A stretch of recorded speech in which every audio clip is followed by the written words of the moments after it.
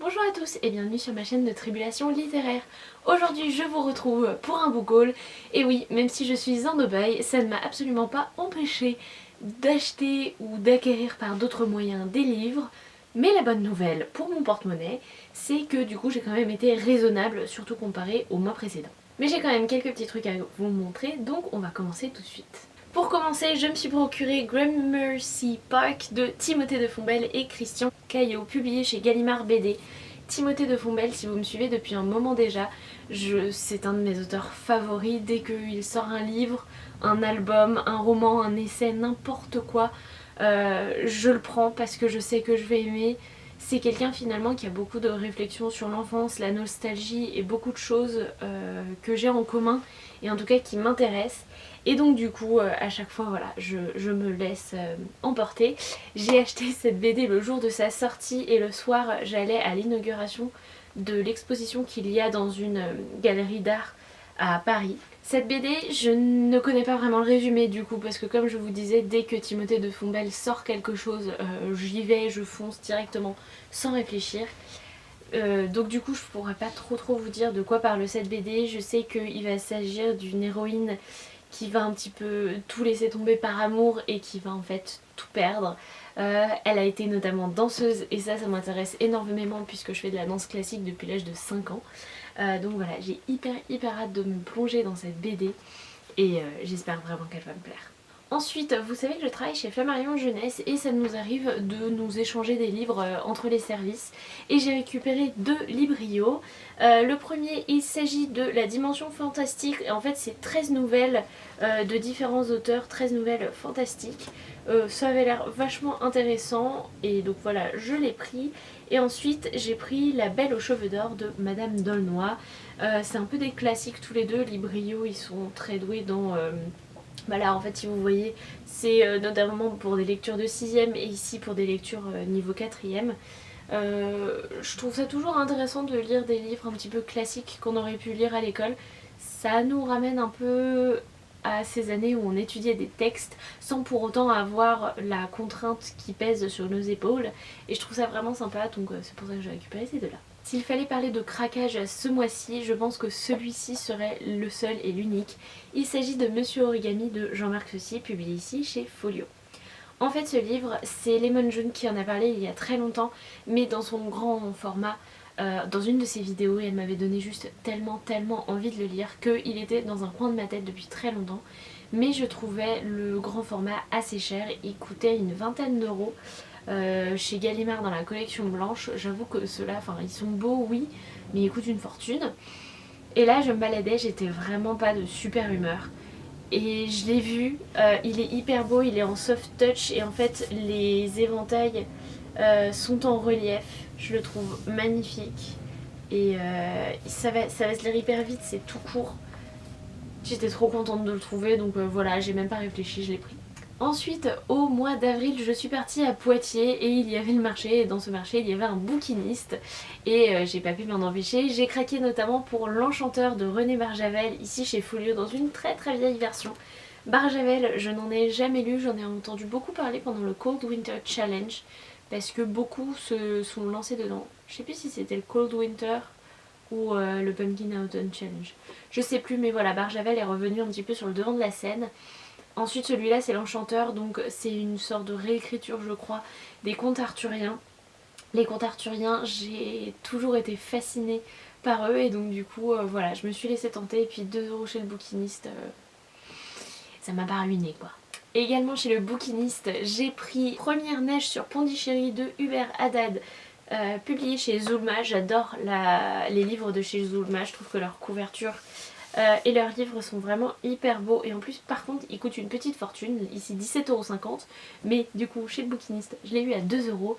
J'ai entendu parler des neiges sur Pondichéry plus d'une fois, je suis intriguée, je suis simplement intriguée par le titre, en plus c'est un auteur étranger comme tous les auteurs de la collection Zulma et c'est vrai que finalement hormis des auteurs français ou francophones ou bien américains, je lis très peu d'autres auteurs d'autres nationalités, donc c'est aussi l'occasion de découvrir une autre plume et une autre vision du monde je pense. Ensuite je me suis rendue chez mon ami Alix des Monerva qui se débarrassait de quelques livres et notamment de celui-ci que je lui avais pourtant conseillé.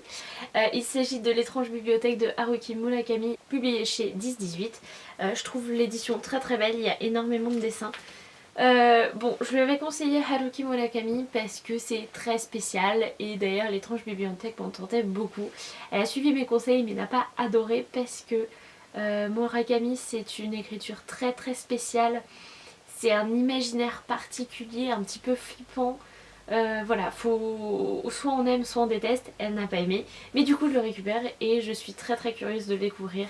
De Murakami, j'ai lu Kafka sur le rivage et Tsukuru Tazeki, je sais plus, le pèlerinage de Tsukuru Tazeki, un truc comme ça, qui était très très bien, tous deux.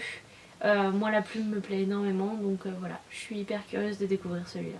Ensuite, je ne vous présente pas un livre, mais plutôt le carnet de lecteur de The Blooming Library, parce que je voulais vraiment vous le présenter, et c'est d'ailleurs une de mes abonnées, Books Alexia, si tu passes par là, merci pour l'idée, qui m'a donné l'idée de vous le présenter. En fait, je vais vous mettre des close-up maintenant pour que vous voyez un petit peu à quoi ça ressemble. Mais en gros, ce carnet, il y a de tout. Il y a vraiment beaucoup de pages. C'est pas un simple carnet de lecteur où vous allez avoir des pages pour noter vos livres. C'est un carnet où vous allez avoir par exemple votre pile à lire prioritaire, les objectifs que vous allez pouvoir vous mettre tout au long de l'année, les livres empruntés et à qui, ça c'est hyper utile. Les réseaux sociaux à suivre, ce qui peut être plutôt sympa, vos favoris, un répertoire éventuellement. Vous allez aussi avoir tout plein de listes, donc une liste d'envie qui fait un certain nombre de pages, ce qui va permettre d'acheter beaucoup de choses. Un suivi de vos séries littéraires qu'il faudrait que je remplisse parce que ça pourrait être intéressant. Les livres favoris, les auteurs favoris, des citations. Alors j'avoue que je suis pas fanat de citations, mais ça pourrait me pousser à en prendre un petit peu plus. Et ensuite on va rentrer sur une page de mois.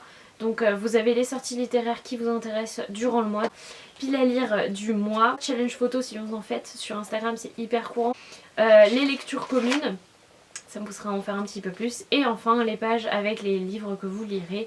Donc titre, auteur, genre, date, notes et les citations que vous pourrez en retirer.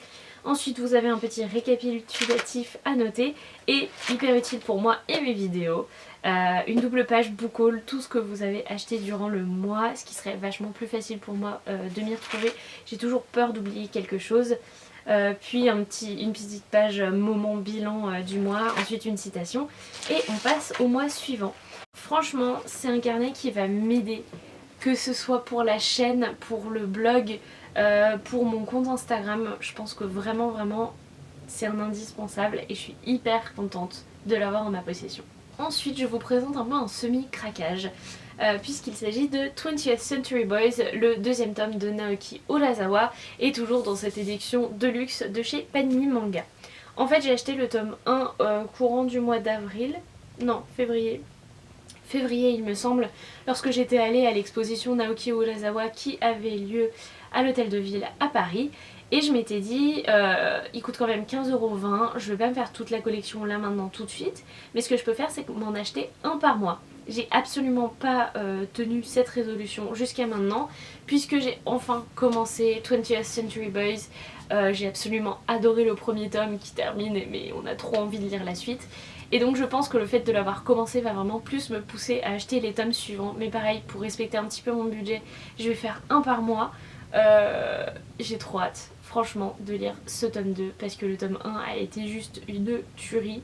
C'était hyper bien, on était tout de suite dans l'ambiance, enfin franchement, j'ai hyper hâte.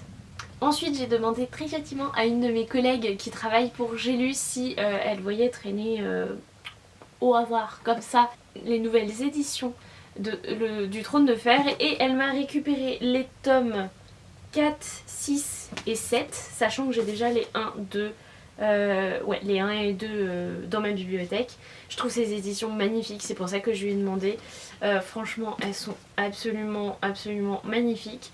Et je sais plus si je vous l'avais dit en présentant les deux premiers, mais au début j'ai lu les intégrales. J'ai lu l'intégrale 1 et 2 et en fait je pense que c'est beaucoup trop. C'est énorme, c'est 1000 pages, c'est hyper dense. Et je pense que ces éditions beaucoup plus courtes parce que je crois que les intégrales, je sais plus combien il y a de tomes dedans, il y en a vraiment beaucoup. Du coup je me dis que là ce sera mieux de les lire comme ça, en plus les éditions sont magnifiques, donc c'est d'une pierre deux coups. Et ensuite le dernier c'est ma chef qui me l'a offert parce qu'elle sait que je le trouve magnifique. Il s'agit de Nous les grands voyageurs, un album de Laura Knowles et Chris Madden publié chez Casterman qui est sorti ce mois-ci. Franchement, juste pour la couverture et les illustrations, c'est aussi un roman un petit peu sur l'écologie et le fait qu'il y ait encore beaucoup trop d'espèces en voie d'extinction à cause de l'homme. Je le trouve hyper beau, tant par le texte que par les illustrations. Franchement c'est une petite pépite et voilà, je suis trop contente que ma chef me l'ait offert. Et voilà mes petits loups, c'est déjà tout pour aujourd'hui. Franchement, comparé au mois précédent, j'ai été quand même vachement raisonnable. Surtout qu'au final, je n'ai acheté que 6 livres, dont 2 chez un bouquiniste. Donc franchement, c'est pas beaucoup. En tout cas, n'hésitez pas à me dire si vous avez lu certains de ces livres, si vous aussi vous avez craqué pour le carnet de lecteur de The Blooming Library. Dites-moi tout dans les commentaires, je serai ravie de discuter avec vous. Si cette vidéo vous a plu, n'hésitez pas à aller en voir d'autres ou à liker ou à tout simplement vous abonner à la chaîne, vous serez les bienvenus. Et j'en profite pour remercier tous les nouveaux arrivants. Je sais que c'est notamment grâce à la vidéo de Justine Schell qui présentait plusieurs booktubeurs qu'elle aimait bien, petits booktubeurs. Et d'ailleurs je suis hyper contente parce que j'en ai découvert plein grâce à sa vidéo. Donc voilà, je voulais vraiment vous remercier parce que je trouve ça trop cool, on est de plus en plus. Par contre vous êtes de plus en plus à regarder mes vidéos, c'est hyper intimidant. Mais en tout cas je vous souhaite la bienvenue et j'espère que ça vous plaira et que vous resterez. Parce que je suis gentille. Mais bon, il est quand même temps de refermer cette vidéo. Je vous remercie de l'avoir regardée et je vous dis à bientôt. Et je vous souhaite d'excellentes lectures aussi. Excellente lecture. Salut les petits loups!